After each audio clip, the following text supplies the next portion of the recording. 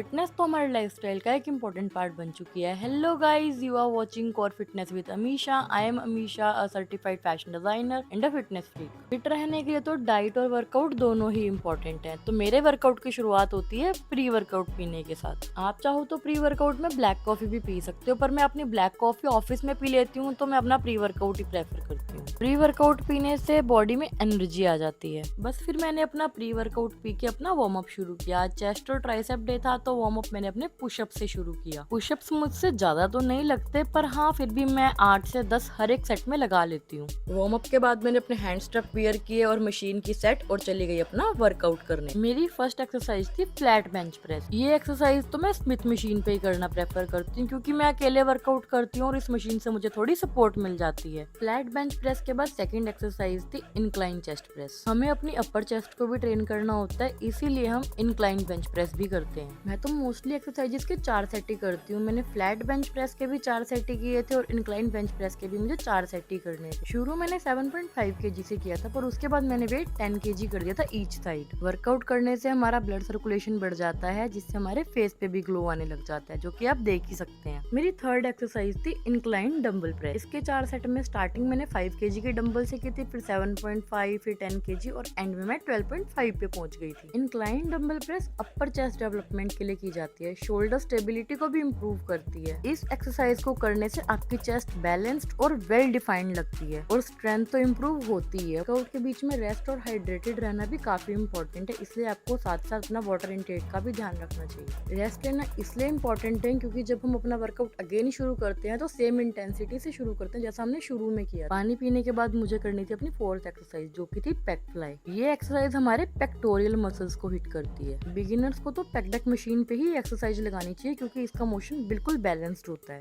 Chest की exercise खत्म करने के बाद मुझे करनी थी ट्राइसेप की एक्सरसाइज, क्योंकि मुझे चेस्ट और ट्राइसेप साथ में ट्रेन करने होते हैं। ट्राइसेप की फर्स्ट एक्सरसाइज थी मेरी स्ट्रेट बार पुश डाउन। ये एक्सरसाइज हमारे ट्राइसेप डेवलपमेंट में हेल्प करती है और थोड़ी हमारी स्ट्रेंथ भी इम्प्रूव करती है। This exercise works on the 3 muscles that make up the horse shoe shape on the back of your upper arm. Tricep की सेकंड एक्सरसाइज मुझे करनी थी रोप के साथ, which is called rope push down. कुछ लोग इसे केबल पुश डाउन भी कहते हैं, वो तो अपना अपना कहने का तरीका है। इस एक्सरसाइज में हमारी बॉडी का मूवमेंट जो है वो नेचुरल रहता है। This exercise enhance the definition of muscle and emphasis. इस एक्सरसाइज के मैंने 3 सेट किए थे, वो भी उतने ही वेट के साथ जितना मेरी आर्म्स के लिए बियरेबल था। बस मसल को फील होना चाहिए। अब बारी थी मेरे वर्कआउट की लास्ट एक्सरसाइज की, जिसका नाम है seated dumbbell overhead tricep extension. Proper motion के साथ ये भी इम्पोर्टेंट है कि जिस मसल को हम ट्रेन कर रहे हैं उस पे हिट हो रहा है या नहीं। वर्कआउट कंप्लीट होने के बाद मैंने अपने हैंड स्ट्रैप किए रिमूव, और रिकवरी के लिए तो मैं प्रोटीन लेती हूँ